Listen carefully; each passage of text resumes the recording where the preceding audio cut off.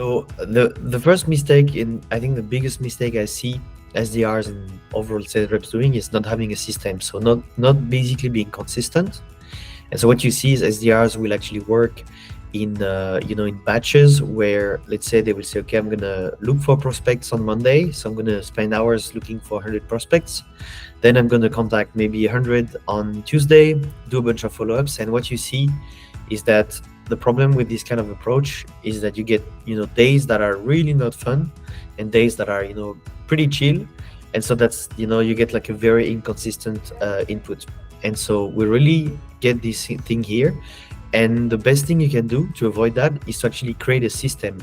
So I call that an outreach system, where you have a routine, a prospecting routine, and you make sure that you are following up every day, finding new prospects every day, and contacting them every day.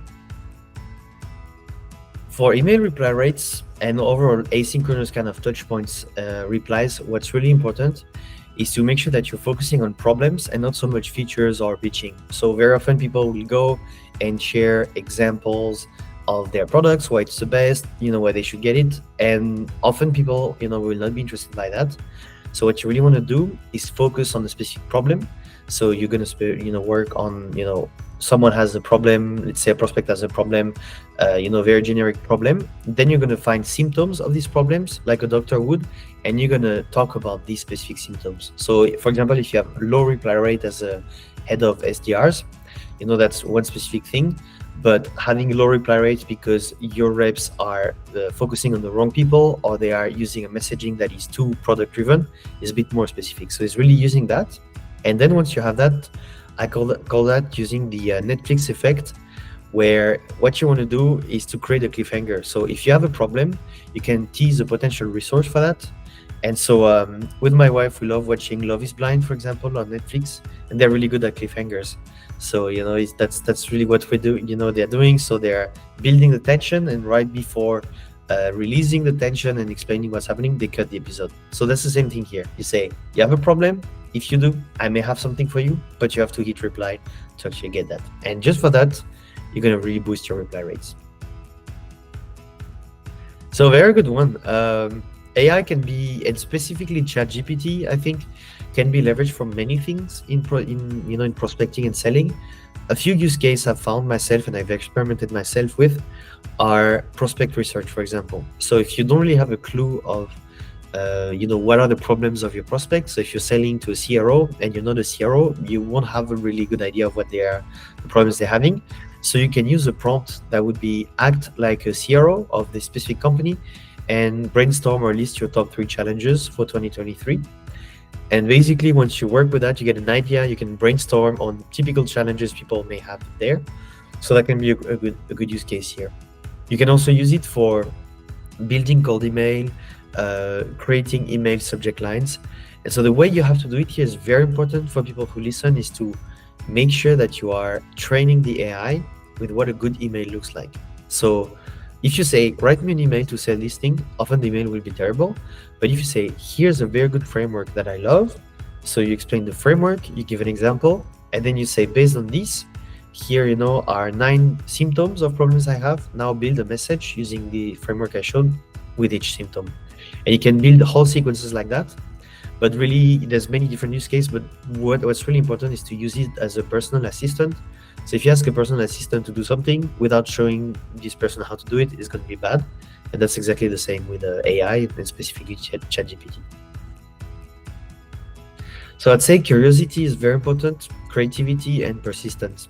So you'd say being an SDR is not so much about being curious or whatever, it's just about crunching cold calls and what. So I don't think it's really the case. I don't think it's like that anymore. What you need now is curiosity, because you need to be really curious about other people's problem to be able to kind of go and prospect every day, knowing that most people won't reply or you're going to get really bad replies. So curiosity, really important, because the more curious you are about other people, the more you'll be able to be a bit, empathetic with them, their problems, and, find a way to communicate with them that resonates.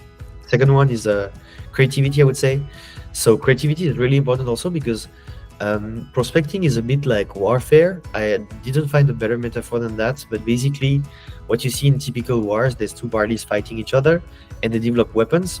And so let's say you have a super powerful weapon that comes, and then the other, after a few kind of deadly kind of results, they will develop a counter weapon, and then it's not gonna be so deadly. And that's exactly the same with prospects. You use LinkedIn voice notes, people, they see that, they're like, oh, that's great. They reply, and then everyone's using LinkedIn voice notes. Or, hey, can I have 27 seconds of your times? Everyone's using this opener, doesn't work anymore. So being creative and having a system to experiment is really important, because then you can try new stuff, try AI, try different things, and get replies typically. And the last one, persistence, obviously, because it's just a very cumbersome job. Like I do prospecting every day, and that's the worst part of my day. So that's what I say every day. Like every morning I wake up, I do some sports and some prospecting, because once it's done, I know the rest of the day will be better. So this is not super nice to do, but it's super healthy for your pipeline. And so that's really persistence, being able to kind of do it every day and keep pushing is a really good trait to have as an SDR. So it was for a German company, and we were working with the team. And so there was a rep. She was, she was really, really talented, and she really started experimenting with video prospecting.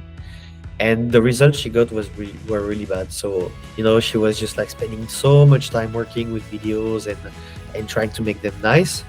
And so we worked together to actually to train her. I trained her actually on how to create video prospecting videos, and she hit like a 35% reply rate and something like 10.4% meeting rate. And mostly because she realized that videos are really about being super authentic and natural, and also just about knowing that even if the video is great, in most cases, most people will not reply. So they maybe will find it funny or nice or great, but they won't reply. So when you actually think about this, then you just think as a video, as a dropping a voice note with a picture, and then you just like you do a lot of them, you send them, and you use them. And so it's a very creative touch. It's very useful to use video prospecting, and so she had some great results to share.